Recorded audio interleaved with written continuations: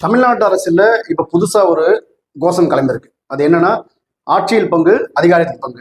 தமிழ்நாட்டுல இது வரைக்கும் ஆட்சியில அதிகாரத்துல யாரும் பங்கு கொடுத்தது. கூட்டணி ஆட்சி தான் நடக்கும். வெளியே இருந்து ஆதரவு கொடுப்பாங்க. கூட்டணி கட்சிகள் தேர்தலுக்காக அமையும். அதுக்கப்புறம் வெளியே இருந்து ஆதரவு கொடுப்பாங்க. ஆனா இப்போ சமீப காலமா ஆட்சியில பங்கு, அதிகாரத்துல பங்குன்ற கோஷம் பரவலா பேசப்படுது. அவரோட கட்சி ஆரம்பிக்கும் போது ஆட்சியில அதிகாரத்துல பங்கு அப்படின்ற மாதிரியான ஒரு உறுதிமொழியை கொடுத்திருக்காரு. அதை தொடர்ந்து தமிழ்நாட்டுல பல்வேறு கட்சிகளும் ஆட்சியில பங்கு, அதிகாரத்துல பங்குன்ற மாதிரியான ஒரு விஷயத்தை இப்ப பேசிட்டு வராங்க.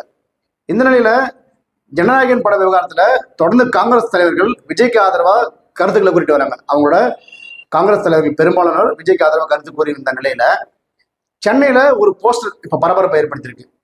அதாவது திமுக கூட்டணியில காங்கிரஸ் இருக்கும் வேலையில தேர்தல் முடிஞ்சு புதுசா அமைப்புற ஆட்சியில காங்கிரஸோட தலைவர் செல்வ பெருந்தகைக்கு துணை முதல்வர் 2026 துணை முதல்வரே அப்படின்னு ஒரு போஸ்டர் ஒட்டப்பட்டிருக்கு. அந்த போஸ்டர் செல்வ பெருந்தகையோட பிறந்தநாளை முன்னிட்டு தான் ஒட்டப்பட்டிருக்கு. அவரோட பிறந்தநாள் ஏப்ரல் மாசம் வரப்போகுது.